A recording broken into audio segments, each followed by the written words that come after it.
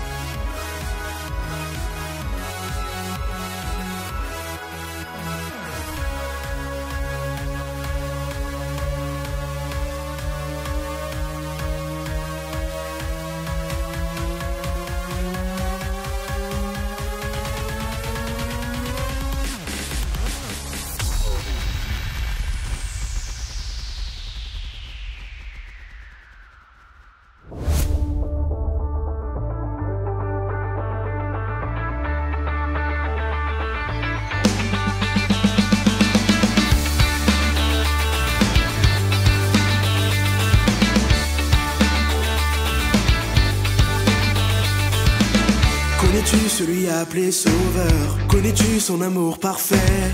Connais-tu celui qui est aux cieux? Connais-tu le don qu'il a fait? J'ai trouvé son amour et je crois en Jésus-Christ. Montre-moi la voie. Jésus, tu es pour toujours mon meilleur ami. Rien ne pourra changer ça.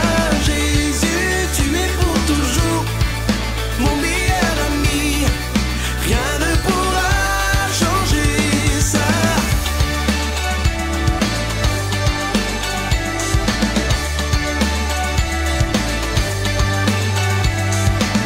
Je crois en celui appelé Sauveur, je crois qu'il est ressuscité. Je crois que je vivrai à jamais, je crois que mon roi reviendra. J'ai trouvé son amour, et je crois en Jésus-Christ. Montre-moi la voie. Jésus, tu es pour toujours mon meilleur ami. Rien ne pourra changer ça. Jésus, tu es pour toujours mon meilleur ami. Rien ne pourra changer ça. Rien ne pourra changer ça. Rien ne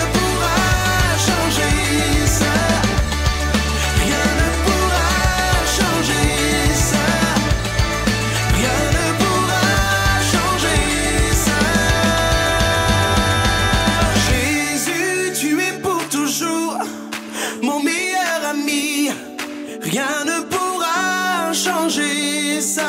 Jésus, tu es pour toujours mon meilleur ami. Rien ne pourra changer ça. Tu es pour toujours mon meilleur ami.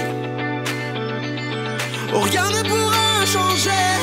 Jésus, tu es pour toujours mon meilleur ami. Rien ne pourra changer. Jésus, tu es pour toujours mon meilleur ami. Rien ne pourra changer ça. Rien ne pourra changer ça. Rien ne pourra changer ça. Rien ne pourra changer ça. Rien ne pourra changer ça.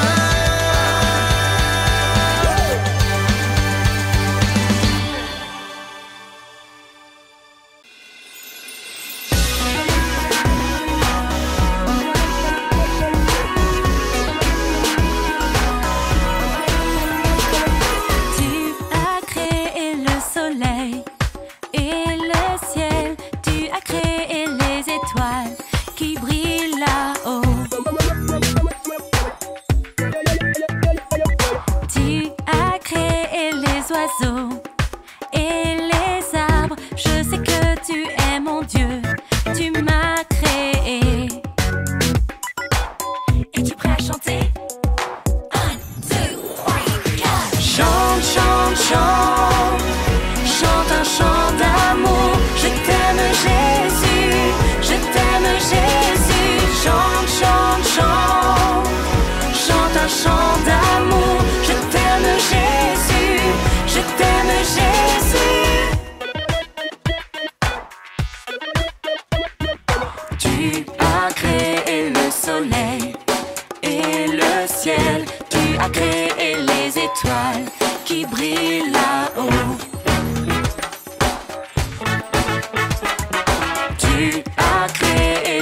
oiseaux et les arbres. Je sais que tu es mon Dieu, tu m'as créé. Es-tu prêt à chanter? 1, 2, 3, 4. Chante, chante, chante, chante un chant d'amour. Je t'aime Jésus, je t'aime Jésus. Chante, chante, chante, chante un chant d'amour. Je t'aime Jésus, je t'aime Jésus. Chante, chante, chante, chante un chant d'amour. Je t'aime Jésus, je t'aime Jésus. Chante, chante, chante, chante un chant d'amour. Je t'aime Jésus, je t'aime Jésus. Je t'aime Jésus, je t'aime Jésus. Je t'aime Jésus, je t'aime Jésus.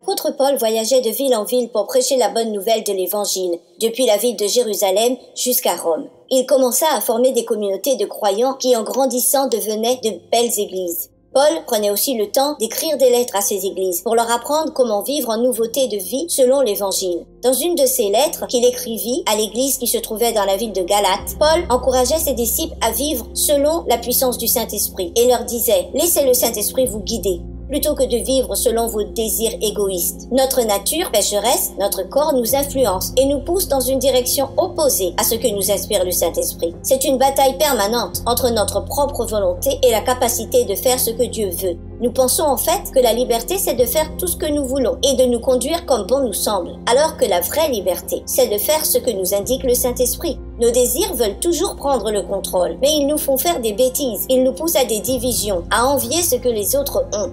Quand on laisse nos désirs égoïstes prendre le contrôle, cela amène de la haine et des conflits et de la colère. Ça ne ressemble pas du tout à la liberté. Quel genre de vie produit le Saint-Esprit en nous? Paul écrit que la liberté dans le Saint-Esprit, c'est l'amour, la joie, la paix, la patience, la gentillesse, la fidélité, la douceur et la maîtrise de soi. Voilà ce qu'est la vraie liberté. Notre vie en Jésus se caractérise par ces choses-là. Nous avons donc le choix. Nous pouvons faire les choses comme nous le désirons, en suivant notre propre volonté, nos désirs charnels, ou nous pouvons vivre selon le Saint-Esprit. Et si vous voulez savoir ce qui contrôle vraiment votre vie, regardez donc les fruits que vous portez. Est-ce que votre vie porte des fruits de jalousie, de colère, d'amertume, ou bien est-ce qu'elle porte l'amour, la joie, la paix, la patience, la bonté, la fidélité, la douceur, la maîtrise de soi? On n'y arrive pas du jour au lendemain. On a tous des moments où notre vie ne porte pas vraiment de bons fruits. Et dans ces moments-là, nous demandons au Saint-Esprit de nous remplir à nouveau et de nous guider, de nous diriger. Quand nous choisissons de vivre notre vie avec Jésus, nous vivons selon Dieu, pas selon notre propre volonté. Dieu nous a donné les fruits de l'Esprit pour nous aider à vivre notre vie en Jésus. Le Saint-Esprit en nous porte de bons fruits. Tout au long de ce message, nous allons parcourir la Bible pour voir combien de fois les arbres et les fruits peuvent nous enseigner sur l'amour de Jésus envers nous. J'aimerais prier avec vous avant de commencer ce message pour qu'il nous parle au travers des fruits et également des arbres. Est-ce que vous voulez bien prier avec moi? Est-ce qu'on peut tous ensemble fermer les yeux et vous allez répéter après moi? Seigneur Jésus, merci pour ce message. Nous te prions de nous parler et que nous puissions garder ces paroles dans nos cœurs et qu'ils puissent porter du fruit en nous. Au nom de Jésus, Amen. Dans le livre, Jésus utilisait des paraboles pour enseigner à ses disciples et à la foule qui était autour de lui. Dans ce pays où Jésus vivait, à l'époque, beaucoup de personnes faisaient de l'agriculture. Et c'est pourquoi Jésus utilisait des arbres, des fruits pour enseigner aux personnes les bienfaits du royaume de Dieu. Et vous savez quoi? Est-ce que quelqu'un peut me dire les fruits que Jésus mangeait lorsqu'il était sur la terre? J'aimerais avoir vos réponses. Est-ce qu'il consommait du chocolat? Est-ce que c'était de la crème fraîche? Est-ce que c'était de la banane? Est-ce que c'était, je sais pas, essayer de m'aider? Qui a une réponse de ce que Jésus consommait? Quand Jésus était sur terre, on pouvait trouver à cette époque-là des figues. On pouvait également trouver à cette époque des dattes.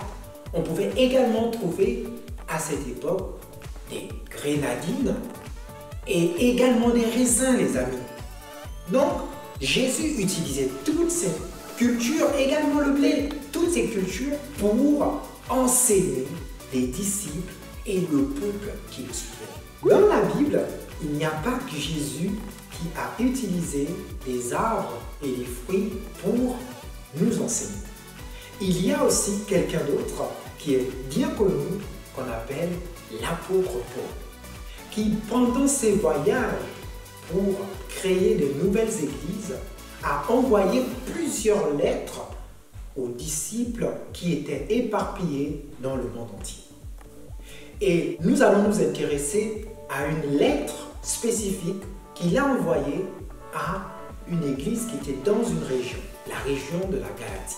Il nous encourage à vivre ou encore à marcher selon les fruits de l'esprit. Donc dans Galates 5, nous allons regarder le verset 13. Qu'est-ce qu'il nous dit? Mais vous, frères, vous avez été appelés à la liberté. Seulement, ne faites pas de cette liberté un prétexte pour vivre selon les désirs de votre propre nature. Au contraire, laissez-vous guider par l'amour pour vous mettre au service les uns des autres. Ici, dans ce texte, on nous encourage à manifester de l'amour les uns envers les autres. Et l'apôtre Paul ne s'arrête pas là. Dans le même chapitre, donc le chapitre 5, au verset 16, il nous dit « Voici donc ce que j'ai à vous dire. Laissez le Saint-Esprit diriger votre vie et vous n'obéirez plus aux désirs de votre propre nature. Car notre propre nature a des désirs contraires à ceux de l'Esprit. Et l'Esprit a des désirs contraires à ceux de notre propre nature. Ils sont complètement opposés l'un à l'autre, de sorte que vous ne pouvez pas faire ce que vous voudrez. Mais si l'Esprit vous conduit, alors vous n'êtes plus soumis à la loi. » J'espère que ce n'est pas trop compliqué pour vous. Mais ce que l'apôtre Paul est en train de nous dire ici, c'est qu'il nous encourage de marcher selon l'Esprit. Et lorsqu'on marche selon l'Esprit, on produit des fruits de l'Esprit. Mais les amis, c'est quoi les fruits de l'Esprit? Concrètement, dans la vie de tous les jours, ça peut représenter quoi vraiment? Je vais vous expliquer ça en vous présentant deux types d'arbres. Donc, on a un arbre ici qui est un peu sec et on a un autre arbre qui est bien fleuri et qui est joli. Lorsqu'on circule dans la nature ou encore quand on va en forêt, on a plusieurs types d'arbres. On a des arbres qui sont secs, qui ne donnent pas forcément de fruits, et on a d'autres qui portent des fruits. Et ces fruits sont consommables. Et il y a d'autres par contre qui portent des fruits qui n'est pas du tout consommables. Et lorsque l'apôtre Paul nous encourage à marcher selon l'Esprit, c'est parce qu'il veut bien que nous puissions porter du fruit. Si on est comme cet arbre sec qui ne porte pas de fruits, c'est pas du tout bon. Et ça, c'est ce qui arrive lorsqu'on marche selon notre propre nature. Mais c'est quoi marcher selon sa propre nature? Marcher selon sa propre nature, c'est ne pas tenir compte de Dieu dans notre vie. C'est prendre les décisions nous-mêmes, c'est de ne pas écouter les parents et c'est aussi d'être désobéissant. Et lorsqu'on marche comme ça, on peut facilement ressembler à cet arbre qui ne porte pas de bon fruit. Et petit à petit, il dessèche. Petit à petit, il n'est pas beau à voir. Et je suis sûr que vous aussi, vous ne voulez pas ressembler à cet arbre. Parce que moi, je n'ai pas envie de ressembler à cet arbre qui ne porte pas de bons fruits. Les amis, il n'y a pas que les arbres qui ne portent pas de fruits dans la nature, mais il y a aussi des jolis arbres qui portent des fruits dans la nature. Et moi, ce que j'aimerais, c'est que chacun de nous puisse ressembler à cet arbre qui porte du fruit. Mais comment faire pour porter du fruit? Dans la Bible, dans le livre de Galates, l'apôtre Paul nous encourage à marcher selon l'Esprit. Mais c'est quoi marcher selon l'Esprit? Marcher selon l'Esprit consiste à obéir à ce que Dieu nous demande de faire. C'est également nous occuper des autres, à prendre soin des autres, à aider nos parents et à manifester de l'amour pour les autres. Là, ce sont les fruits qu'on va porter grâce à l'action de l'Esprit. Et lorsqu'on porte ces fruits, on ressemble à cet arbre qui porte plein de fruits où tout le monde est content de venir cueillir ou encore tout le monde est content de profiter de la beauté de cet arbre. Et moi, ce que je souhaite, c'est que chacun de nous, aussi bien moi que vous puissiez ressembler à cet arbre qui porte plein de beaux fruits, les amis. Pour continuer dans notre explication de ce que l'apôtre Paul voulait nous enseigner, je vais vous présenter ici un arbre. Je pense que certains d'entre vous connaissent de quoi est constitué un arbre. Mais lorsqu'on regarde un arbre, il a des racines, il a une tige ou encore un tronc, et il peut donner des graines, il y a parfois des fleurs et également à la fin des feuilles. Donc voici la composition d'un arbre. Et pour que cet arbre puisse donner des fleurs ou encore des fruits, il faut bien qu'il soit alimenté au niveau des racines. Et après, petit à petit, il pousse, il pousse, il pousse, il pousse et il donne des fruits. Mais vous savez quoi, les amis? C'est grâce à l'eau au niveau des racines que l'arbre arrive à grandir. Et il en est de même pour l'homme. Pour que l'homme puisse porter du fruit, il a besoin d'avoir des racines et que ces racines soient alimentées par Dieu. Et quand Dieu alimente notre vie par l'Esprit de Dieu, on finit par grandir, grandir, grandir et également porter du fruit. Et ces différents fruits que l'Esprit apporte dans notre vie ne sont pas dus à nos efforts uniquement, à nos règles, à nos résolutions, mais elles sont dues au fait que l'Esprit de Dieu est en nous. De la même manière, sans l'eau, les racines ne peuvent pas s'abreuver et l'arbre en lui-même ne peut pas porter du fruit. De la même manière, nos vies sans Dieu ne peuvent pas porter du fruit, les amis. Donc ce que l'apôtre Paul nous enseigne ici, c'est qu'il y a des fruits qui sont essentiellement produits par notre nature. Sauf que ces fruits qui sont produits essentiellement par notre nature conduisent à la mort. On a l'exemple des fruits qui est par exemple la jalousie, la colère, la haine. Toutes ces choses sont des fruits produits par notre propre nature, par notre propre cœur. Alors que les fruits produits par l'Esprit de Dieu apportent en nous la vie. Et dans ces fruits, on a l'amour, on a la maîtrise de soi, on a plein d'autres fruits qui sont essentiellement produits par l'Esprit de Dieu. Mais vous allez me dire, dans la vie, tout le monde aime, tout le monde est gentil, tout le monde est peut-être bien, mais tout le monde fait des bonnes actions. Mais vous savez quoi? Les hommes peuvent faire des bonnes actions, les hommes peuvent aimer, les hommes peuvent peut-être être fidèles, mais la fidélité que Dieu apporte, elle est complètement différente. L'amour que Dieu apporte est complètement différent. Nous allons revenir sur le texte de Galates 5, le verset 22. Et là, je vais vous citer les fruits que l'Esprit de Dieu produit en nous. Donc, je vais lire pour vous.